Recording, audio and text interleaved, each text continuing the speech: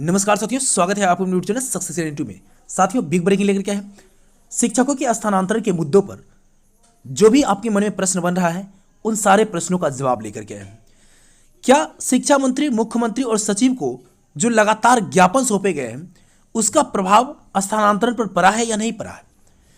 क्या सरकार अपनी हठ पर मजबूती से बैठी हुई है या उसको उन्होंने सुधार करने का प्रयास किया है?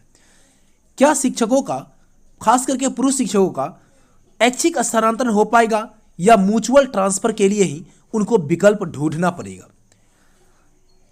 क्या जो कमेटी बनी थी सितंबर 2020 में, उसकी रिपोर्ट एक सप्ताह के अंदर देना था, क्या उसका रिपोर्ट क्या कुछ कह रहा है उसको लेकर के जो भी बातें आपके मन में है उन सभी बड़ी खबरों को लेकर के आए। तो चलिए साथियों, शिक्षा जगत की तमाम बड़ी खबरों के लिए हमारे चैनल को सब्सक्राइब कर लीजिए, वीडियो को लाइक कर दीजिए और साथ ही साथ बेल आइकन को दबा लीजिए, जिससे जब भी हम वीडियो अपलोड करें तो सबसे पहले नोटिफिकेशन आप तक पहुंचता रहे। ठीक है, सबसे पहले एक बात और आपसे हम साझा करेंगे कि क्या मई में ट्रांसफर होगा, क्या जुलाई तक ट्रांसफर की क्रियाएं पूरी तरीके से संपन्न हो पाएगी या नहीं हो पाएगी। तो चलिए साथियों, शुरू करते हैं वीडियो को पहले लाइक कर दीजिए आप लोग जल्दी से। साथियों, बिहार सरकार एक नीति बनाई थी 2020 में जो ट्रांसफर नीति के नाम से जाना जा रहा है। इसमें खास करके महिलाओं, महिला शिक्षिकाओं एवं दिव्यांग शिक्षकों, इन दोनों के लिए बहुत ही बेहतरीन व्यवस्था की गई है। उन्हें पूरी तरीके से छूट दी गई है, उन्हें पूरी तरीके से आज़ादी दी गई है कि वो अपने हिसाब से स्थानांतरण की प्रक्रियाओं में भाग लें और उन्हें अपने मनमाने जगह पर उनको स्थानांतरित किया जाएगा। यानी प्राथमिकता दी गई है। तो प्राथमिकता का मतलब ही होता है कि उन्हें पूरी तरीके से अवसर प्राप्त किया गया है, अवसर दिया गया है। लेकिन वही बात करेंगे पुरुष शिक्षकों के, तो 2 लाख के आसपास शिक्षक हैं जिनको स्थानांतरण की सख्त आवश्यकता है, लेकिन सरकार पूरी तरीके से नज़रअंदाज कर रही है। आए दिन आप देखते हैं कि जो 100 से 150 किलोमीटर की दूरी पर है, उन्हें इतनी समस्याओं का सामना करना पड़ता है। कई शिक्षकों की असामयिक मौत सड़क दुर्घटना में हो गई है। सरकार उनके आश्रितों के लिए कुछ बेहतर व्यवस्था नहीं कर पाती है, उनको अधर की जिंदगी में जीने पर मजबूर कर देती है। और खास करके ये बातें हैं स्थानांतरण को लेकर के। अगर उनकी अपने आसपास के विद्यालयों में, अपने घरेलू प्रखंड में, घरेलू जिला में कम से कम भेज दे, तो वहाँ से वो पूरी तरीके से सुविधाजनक व्यवस्था को अपनाते हुए वो पूरी तन मन से विद्यालय में भी कार्य करेंगे और पूरी तरीके से अपने परिवार के साथ भी सही ढंग से रह पाएंगे। साथियों, अब बात आती है जो सितंबर 2020 में कमेटी बनी, उसको एक सप्ताह के बाद रिपोर्ट देना था, सिर्फ 1 वीक के बाद रिपोर्ट देना था, लेकिन रिपोर्ट आज तक नहीं आया। सरकार अब तक कोई ठोस पहल भी नहीं करी उसके लिए। सरकार उसके लिए आज तक कोई काम नहीं कर पाई है। सिर्फ और सिर्फ ढिढोरा पीटती है कि एनआईसी के माध्यम से, एनआईसी पोर्टल पर एक लिंक दिया जाएगा, उसमें आपको 4 ऑप्शंस दिए जाएंगे, 4 विद्यालयों के नाम देंगे और वहां पर आपको पूरी तरीके से उस हिसाब से स्थानांतरण किया जाएगा।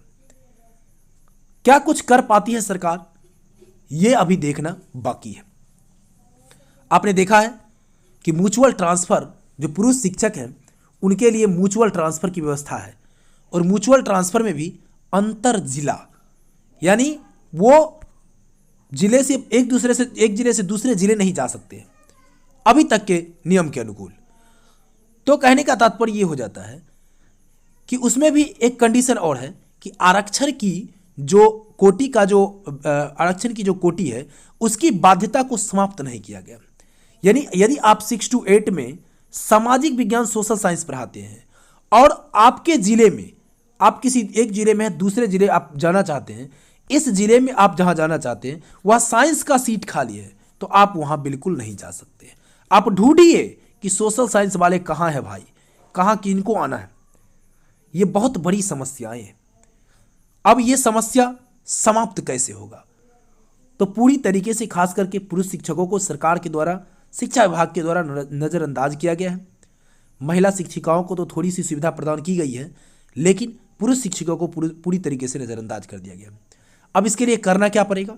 बगैर आंदोलन हमें नहीं लगता है कि आपको पूरी तरीके से आपके मन पसंद जगह पर स्थानांतरण हो सकता है। आगे हम बात करेंगे साथियों कि जो स्थानांतरण की वायरल खबरें हैं वो क्या कह रही है। ठीक है, तो ये देख लीजिए। अब सबसे बड़ी बात यहां आ जाती है कि ऐच्छिक स्थानांतरण की सुविधाएं अब तक सरकार नहीं देने जा रही है। तो ऐच्छिक स्थानांतरण जब तक नहीं होगा तब तक वो आप अपने स्थान पर अपने मनमाने जगह पर जा नहीं सकते हैं, और फिर वही बातें हैं, समस्या बनी की बनी ही रह जाएगी।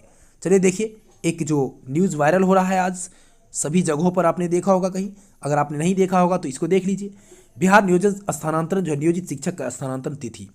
अब ये क्या है देखिए, स्थानांतरण की प्रक्रियाएं कहता है एनआईसी के सॉफ्टवेयर के माध्यम से ऑनलाइन होगा। ऑनलाइन आवेदन पत्र भरने की जो प्रारंभिक तिथि है वो मई 2022 से शुरुआत होगी।